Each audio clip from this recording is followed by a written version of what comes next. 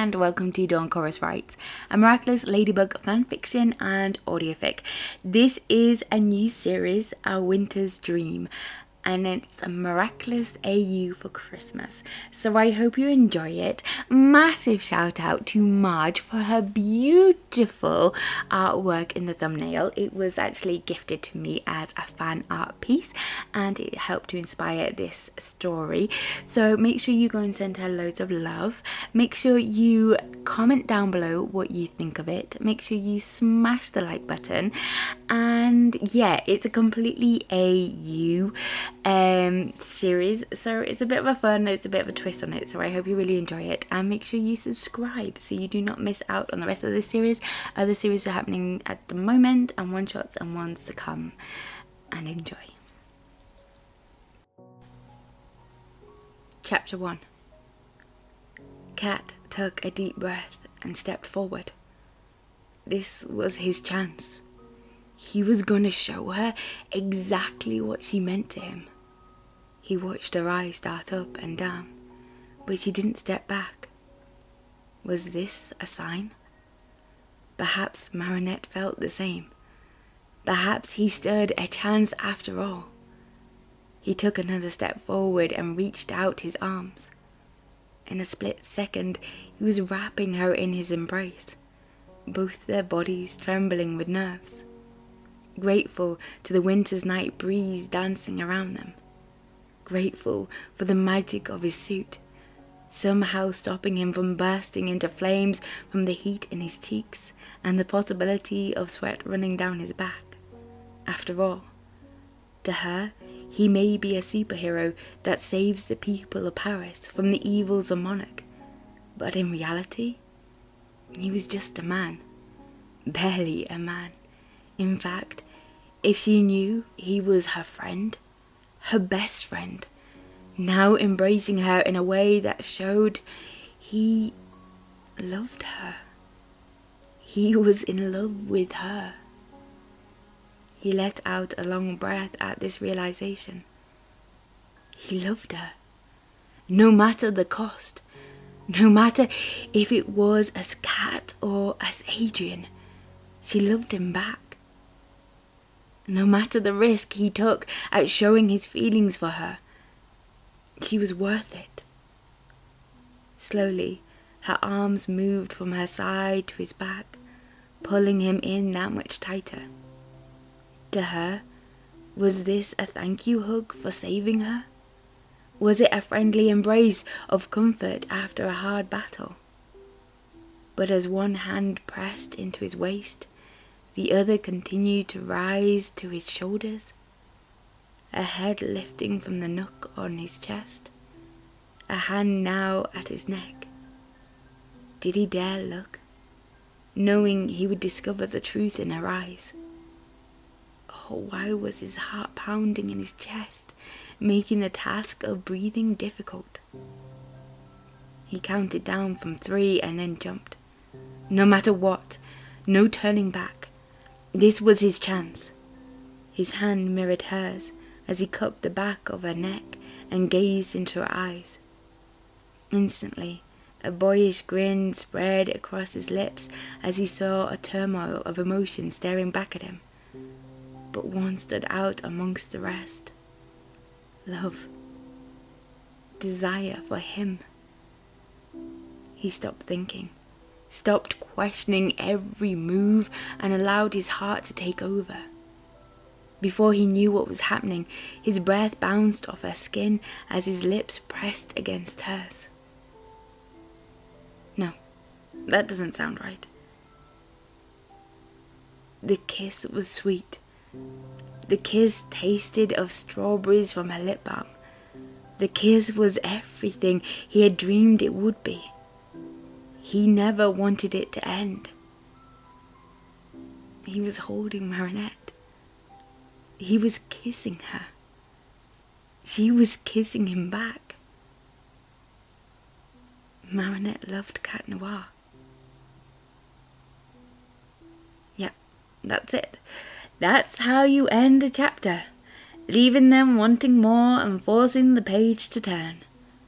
Maria made a quick scribble in her notebook and smiled to herself as she removed her paw print headphones.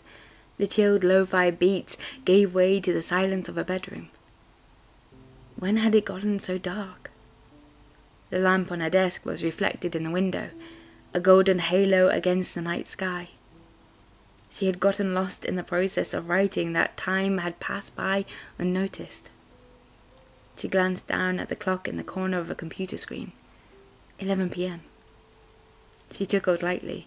For her, that wasn't too bad compared to her usual 1 a.m., sometimes 2 a.m. finish times. She pushed back her chair and jumped to her feet, stretching from side to side in an attempt to remove the stiffness of her back and neck. What do you think of the chapter, Cat? Think I did your feelings for Marinette justice? Are the readers going to gush over the feels? Maria smirked towards the imaginary figure of Cat standing on a tiny balcony, leaning against a window frame, imagining the smile in return, wishing the words she had written happened to her. Nope.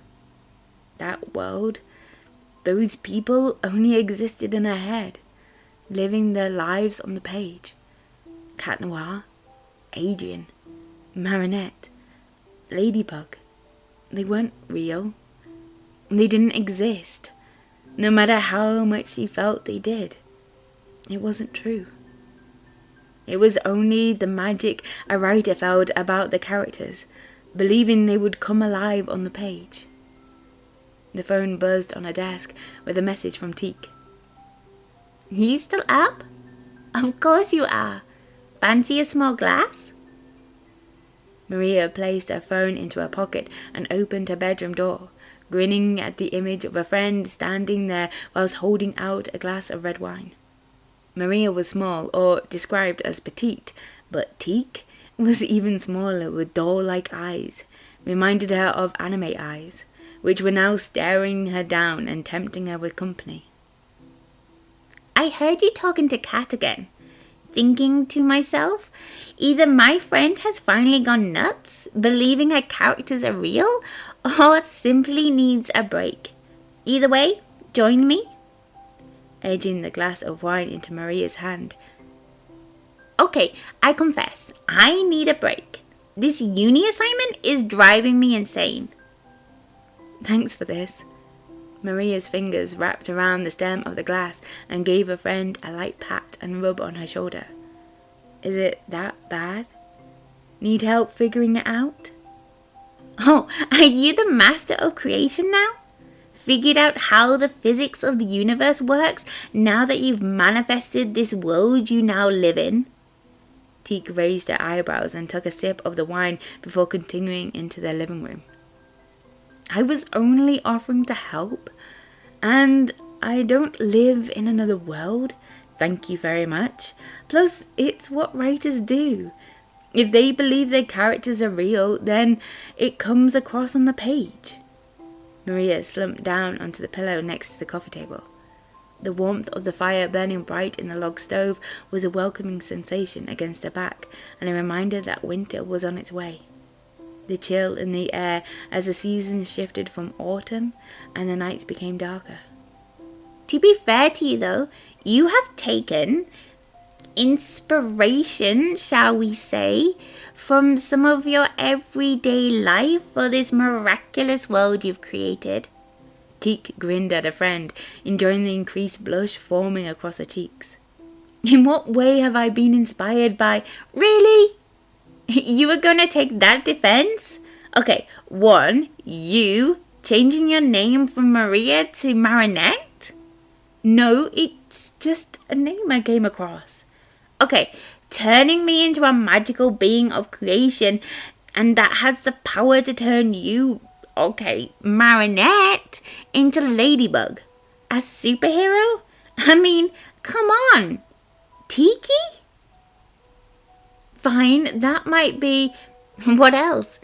Oh, inspired by a certain celeb model as the love interest and transforming him into Cat Noir? You know it's not like that. We went to school together. Plus, there are lots of Adrians. It's a common name in Paris. It's just a good job you release these books under an alias, is all I'm saying. I did that for ease, not for any other reason. Plus, my other friends think it's sweet I've included them into my stories. No, that's just Alia being 100% supportive. I don't think Chloe would think the same, do you? Well, that's what you get for being a bully, Maria laughed. Never mess with a writer unless you want your actions ever immortalized into fiction. Okay, fair point. She was a nasty piece of work in high school. Teak joined in with a friend, laughing to the point she had to hold her stomach. Oh, I needed that. It cleared my head. So, how is book 5 coming along?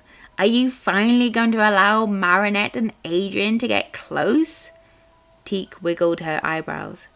Actually, she has shifted her attention to Cat. I was actually finishing off a chapter with Marinette and Cat. Wait, my ship is finally happening? Marichat is happening? Teak, I don't know why you refer to them as Marichat. It's what all the celebs do. Plus, have you read the comments from your readers? They go crazy over which part of the love square is happening first. No, it's too much pressure. I'm gonna let them tell me where their hearts lies.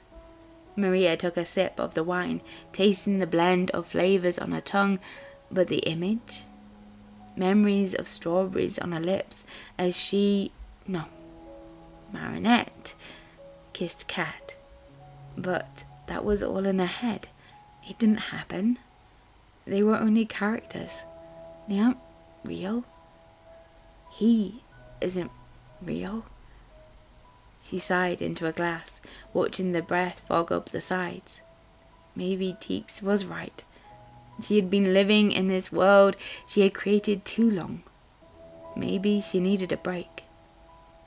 I should be able to hit my deadline in January and get book 5 to the publishers. Wow, really? Does that mean? What about the holidays? Christmas? You aren't going to be stuck in your room the whole time writing. You promised.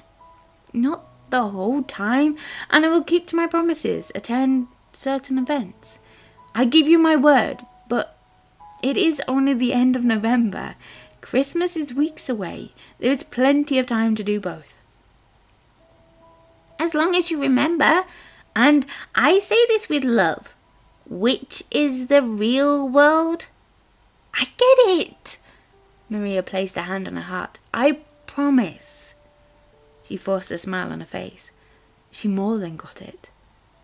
The Adrian she writes about is only on the page. The one she had loved in school was no longer there. He was no longer a friend, lost in his own world, and no longer part of hers. Well, thank you for this, but I think I'm going to call it an early night, for once. She left the glass on the coffee table and rose to her feet. It might be a good idea for you too. You never know, the solution might come to you after a good night's sleep. Yeah, you could be right. Hey, if your tiki manages to solve the issues of creation, ha ha ha, I think that's my cue to leave. Maria gave her friend a fake disgruntled expression. Good night. She gave a slight wave, throwing a smile over her shoulder before stepping through the bedroom door. Night! Love you! Teak called after her, and causing a chuckle to escape Maria's lips as the door clicked shut. Oh, she did love a friend. She couldn't imagine a world without Teak in it, and how could she not have included her into the story, especially when she wore that red dress? She laughed to herself whilst wandering across to her desk. In the corner of her eye, she noticed the outline of Cat leaning against the window frame, staring at her. Maybe she was living in her miraculous world too much. The fact that she could see an image of Cat in her bedroom, even now after she had stepped away from the page. No, she needed sleep and a break from writing. Maybe go for a walk tomorrow, enjoy the changing colours and the last of the leaves on the trees. She closed her eyes before switching off the light. Marinette? No. She squeezed her eyes tighter. It's not real. That's not his voice. She isn't going to answer the voice inside her head. Marinette, I need you. Was it the sound of her heart racing inside her chest? It couldn't be the sound of his boots walking towards her across her bedroom floor. It can't be. He isn't here. He doesn't exist. Marinette, please listen to me. His hands landed on her shoulders, causing an electric current shooting through her body. Her eyes shot open and locked onto his wide green eyes. Cat Noir was in her bedroom.